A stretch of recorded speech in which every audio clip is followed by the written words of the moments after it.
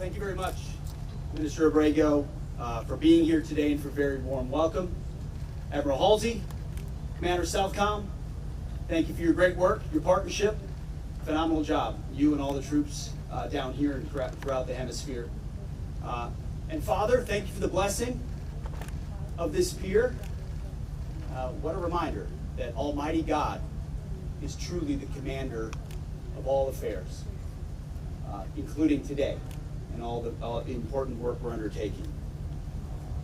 It is great to be here at Vasco Núñez de Balboa Naval Base.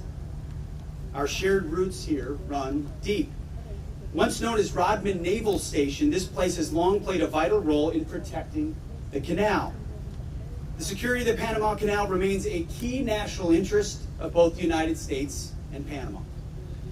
In 1914, after the first ship sailed through the canal, the U.S. Secretary of War wrote, "The dream of the centuries has become a reality." This dream, once realized, drove prosperity in our hemisphere. And to preserve this dream for centuries to come, we must never lose sight of the canal's security. And today, the Panama Canal faces ongoing threats. The United States of America will not allow communist China or any other country to threaten the canal's operation or integrity.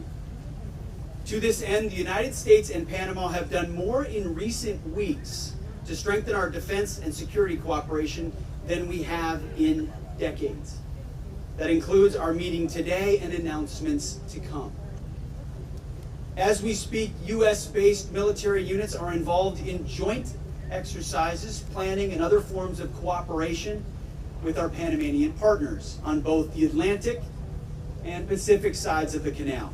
And together, we will take bold first steps to revive our defense and security ties between our countries. Right now, a U.S. Coast Guard cutter will transit the canal coming up this week to conduct counter-narcotic operations in the Eastern Pacific. U.S. Coast Guard cutter Kimball is moored in Panama City to conduct a subject matter expert exchange with personnel from the National Aeronaval Service of Panama, or SANAN. The USS Chosen, where I'll be tomorrow, is a guided missile cruiser. It's also docked in Panama City for a port visit as part of CENTSEC 25, the ongoing conference. And USS Normandy, another guided missile cruiser, is patrolling off Panama's Caribbean coast. While there, they are training an embarked team of officers and NCOs from SANAN, Panamanians, again, our partners. Several aircraft from the U.S. Marine Corps and Navy are visiting Panama to enhance our air and maritime security cooperation. We have stood up the Joint Security Cooperation Group, Panama, here in Panama City to coordinate U.S. military activities with our Panamanian partners. We will also continue to deepen cooperation in the long run. This includes increased training, exercises, and information sharing between U.S. and Panama security forces. And in 2026, Panama will host the multilateral Panamax exercise. This training will focus on ensuring the free flow of commerce through the Panama Canal. And finally, this pier, Pier 3, tangibly represents America and Panama's shared commitment to the canal's security. Thanks to over $5 million in support from the U.S. Army Corps of Engineers, we have refurbished this pier behind us. These needed infrastructure improvements revitalize this historic facility and strengthen maritime security both in the canal and into the Pacific Ocean. Our relationship with Panama, especially our security relationship, will continue to grow in the months and years ahead.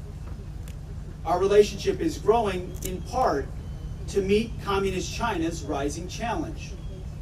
China-based companies continue to control critical infrastructure in the canal area.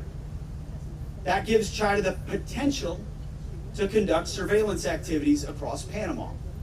This makes Panama and the United States less secure less prosperous, and less sovereign. And as President Donald Trump has pointed out, that situation is not acceptable. We are grateful to President Molino, Minister Abrego, and your teams, along with the Panama Canal Authority, for responding to these threats and safeguarding the canal. President Molino's decision to withdraw from the Belt and Road Initiative reflects his government's clear understanding of China and the threat it poses. I want to be very clear. China did not build this canal. China does not operate this canal. And China will not weaponize this canal. Together with Panama in the lead, we will keep the canal secure and available for all nations through the deterrent power of the strongest, most effective, and most lethal fighting force in the world. We will do this in partnership with Panama. Together, we will take back the Panama Canal from China's influence. And we will do this along with other capable, like-minded allies and partners. This is what peace through strength looks like. You see, the first time a sitting American president set foot outside of the United States, the first time, was to see the construction of the Panama Canal. President Teddy Roosevelt spent 3 days here in November of 1906. He was here both to inspect the project and to emphasize how important it was to our security and our prosperity. After his visit, Roosevelt described the canal as one of the great and giant feats of the ages. Nearly 120 years later, this canal remains a wonder of the world. And like President Roosevelt, President Trump today recognizes the canal's rightful place as the center of our shared hemisphere.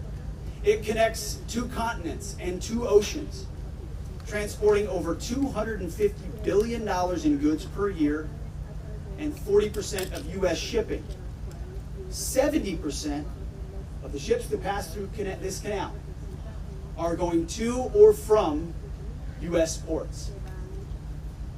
It saves nearly 8,000 miles for shipping traveling between our coasts.